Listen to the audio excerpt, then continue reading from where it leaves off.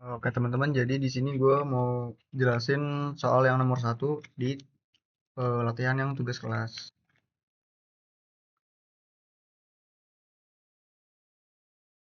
Nah, jadi di sini kita punya data yaitu sebanyak 4 dari sebuah lipatan atau kita punya data populasi lim dari sebuah lipatan sebanyak 4. Nah, kemudian kita diminta untuk mengeplot menggunakan metode beta diagram dan juga pi diagram. Nah, untuk beta diagram sendiri, kita hanya perlu mengplot bidang dari strike, dip, ataupun lim, lim dari si lipatannya.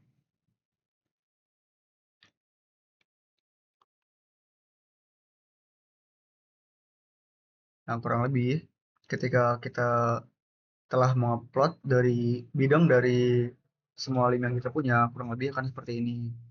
Nah, nanti perpotongan si semua lim yang kita punya tadi kan ada di sini. Sorry, ada di sini kan. Nah, nanti si titik ini itu merupakan fold axis ataupun hinge line dari lipatannya. Nah, kurang lebih untuk beta diagram itu seperti itu. Nah, sedangkan untuk pi diagram itu kita plotnya itu kita hanya perlu mengupload pol dari semua bidangnya. Ini kan kita bidangnya itu kan ada 4. Nah, jadi kita plot juga nih polnya ada sebanyak 4 kan. Nah, setelah kita mengupload polnya, nah nanti kita putar nih kalkirnya untuk membuat eh, sebuah bidang bantu dari lipatannya. Nah, kita posisikan si pol-pol tadi di satu grid circle yang sama. Kan polnya itu kan ada 4 nih, 1, 2, 3, 4 kan. Nah, ini kan udah ada di satu grid circle yang sama kan. Ya udah, habis itu kita plot aja nih bidangnya, bidang bantunya. Seperti ini. Nah, berarti nanti ini sebagai pi diagram dari eh, lipatannya kan, pi diagramnya ini. Nah, kemudian kita plot juga nih pol dari pi diagramnya. Nah, berarti kan polnya kan di sini kan. Kita tambahin 90 nih karena dalam. Polnya kan di sini.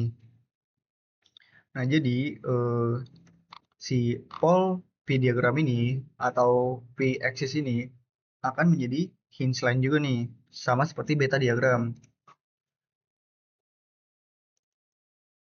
Sama seperti pada beta diagram. Nah, ini kan hinge line-nya nih kan udah kita dapatkan. Nah, selanjutnya kita tentukan nih apa namanya? Axial plane dari lipatannya. Nah, caranya kita hitung nih jarak maksimal dari semua distribusi pol yang kita punya. Ini kan titik terjauh dari pol yang kita punya kan ada di sini sama di sini kan. Nah, berarti kita hitung aja nih si jaraknya, jarak antara polnya. Yang kurang lebih setelah gue hitung itu ada sebanyak 113 derajat kan si jaraknya. 113 derajat. Nah, kemudian si 113 ini kita bagi dua nih karena axial plane itu kan dia membagi dua sebuah lipatan kan. Nah, kalau udah dibagi dua itu kan 113 dibagi dua itu kan 56,5 kan. Nah, kita hitung 56 dari titik terluarnya. Nah, udah gue hitung nih 56 dari sini. Berarti kan titiknya itu kan ada di sini nih. Titik yang hitam ini. Nah, kemudian kita buat sebuah bidang axial plane-nya itu dari titik hitam ini dengan si titik P aksisnya ataupun fold axisnya. Nah, kita posisikan si titik hitam yang tadi ataupun titik tengah dari distribusi maksimal si polnya dengan si P aksisnya ini di satu grid circle yang sama. Nah, kurang lebih gue udah puter nih si kalkirnya sehingga si titik hitam ini dengan titik merah ini. Sorry teman-teman, tadi ada problem sedikit. Nah, kita lanjut. Nah, untuk mengupload si axial plane-nya itu kita posisikan si titik tengah tadi, titik tengah antara distribusi maksimal si pole-nya dengan fold axis-nya itu pada satu grid circle yang sama. Nah, sehingga nanti bidang dari grid circle yang kita miliki itu seperti ini, ataupun bidang dari axial plane-nya. Nah, kurang lebih dip dari axial plane itu kan sebanyak berapa nih? 10, 20, 30, 40, 50, 60, 70, 80, 83 kan ya. Kurang lebih 83. Nah, dip axial plane-nya kan 83 nih. Sedangkan strike-nya itu berapa? Strike-nya kita berarti di sini. Ini kan strike-nya kan di sini kan. Berarti berapa? 180, 70, 169 kan. Berarti bidang dari axial plane-nya strike dip-nya itu 169/83. Nah, untuk menentukan selanjutnya, untuk ini kita kan udah punya data si axial plane-nya itu dan juga si hinge line-nya kan. Nah, selanjutnya untuk melanjutkan di si ke klasifikasi Fluty itu diperlukan data interlimnya. Nah, untuk menghitung interlimnya itu kita sebelumnya kita lihat dulu nih geometri dari lipatannya. Nah, kurang lebih geometri dari lipatannya itu kan dia axial plane-nya itu kan dia tegak kan. Kita bisa lihat nih axial plane-nya kan tegak dilihat dari dip-nya. Dip-nya itu kan 83. Kalau misalkan dip-nya 83 berarti axial plane-nya kan tegak sehingga lipatannya geometrinya itu tegak. Nah, jadi kalau misalkan tegak kita bisa hitung interlimnya itu dengan cara kita sebelumnya kita putar dulu si P diagram itu menghadap ke utara.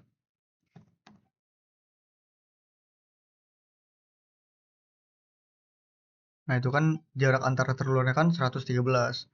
Nah, untuk menghitung interlimnya itu kita caranya itu 180 dikurang 113. Nah, kenapa seperti itu? Nah, kenapa seperti itu? Jadi gini. Nah, pole dari si axial plane itu kan di sini kan, kurang lebih di sini. Kalau misalkan pole dari axial plane-nya di sini, berarti si axial plane-nya itu melewati sudut yang berada di garis putus-putus yang merah ini nih. Sedangkan kalau misalkan pole dari axial plane-nya itu berada di sini, berarti kita hanya perlu menghitung jarak antara distribusi maksimalnya berapa jaraknya. Nah, sedangkan kalau pole itu di luar, berarti kita hanya perlu eh, dikurangi 180 dikurangi jarak antara distribusi terluarnya, distribusi maksimalnya. Nah, kenapa seperti itu? Dikarenakan, jadi kan nih kita bisa lihat nih, kalau misalkan lipatannya tegak, itu kan axial plane-nya kan seperti ini. Nah, axial interlim itu selalu sorry, axial plane itu selalu berada di antara lim kanan dan juga lim kirinya kan. Jadi si axial plane ini selalu melewati interlim. Nah, makanya ketika kita plot pada plotan secara net ini, si pole dari axial plane itu kan di sini. Nah, berarti sudut antara limnya itu berarti kita hitungnya tuh tidak dari jarak maksimal dari distribusinya, melainkan eh, garis melainkan kita hitung dari garis merahnya nih. Berarti kurang lebih kan 108 itu sama aja dengan 180 dikurang jarak maksimal kan. Yaitu berarti berapa? 180 dikurang 113. Berarti 180 dikurang 113 kan 67 kan. Nah, berarti interlim yang kita punya dari lipatan ini tuh adalah 67 derajat. Nah, kemudian kita kan udah punya nih data dari interlim, kemudian axial plane dan juga fault axis ataupun incline, sehingga kita bisa masukkan ke diagram klasifikasi floaty.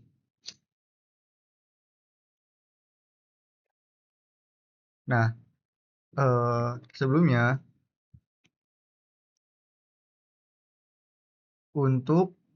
sebenarnya untuk beta diagram itu sama aja. Kalau misalkan di beta diagram itu kita hanya perlu menghitung jarak dari lim terdekatnya nih berapa untuk interlimnya ya, untuk interlimnya. Nah, nanti titik tengahnya itu kan kurang lebih kan ada di sini juga. Nah, nanti titik tengah itu kan akan jadi aksial plane juga kan. Yang kurang lebih mirip-mirip lah jawabannya untuk memakai metode beta diagram. Nah, kita lanjut. Tadi kan kita menggunakan metode P diagram kan, sehingga didapatkan ketiga datanya seperti ini. Nah, kemudian kita plot di diagram klasifikasi floaty.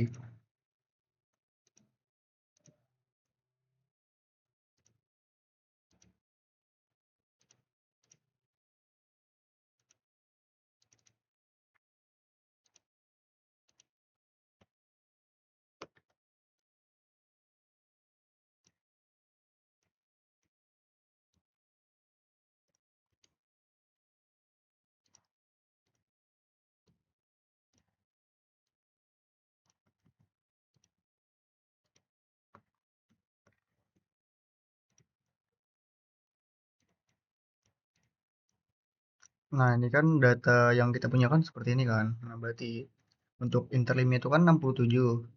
Nah, kalau misalkan 67 berarti dia deskripsi dari lipatannya itu kan berarti apa? Close kan?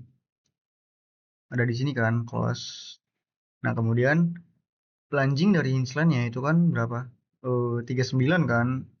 Nah, kalau 39 itu kurang lebih, ini kan 30, berarti kurang lebih 39 di sini lah ya. 39 di sini.